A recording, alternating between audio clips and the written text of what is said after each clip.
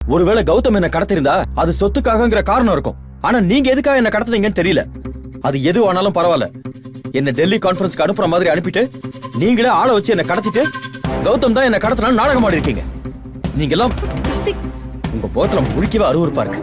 அஞ்சலி, இவங்க நம்மள எவ்வளவு மூளை இல்லாத முட்டாள் நினைச்சிருக்காங்க பாத்தியா? பாப்பலாம். ஐயோ கார்த்திக், நில்லுங்க கார்த்திக். எஸ்எஸ்கே அப்பாவும் தாக்ஷாயினி அம்மாவும் தான் உங்களை கடத்தினாங்கன்ற விஷயம் எனக்கு ஏற்கனவே தெரியும்.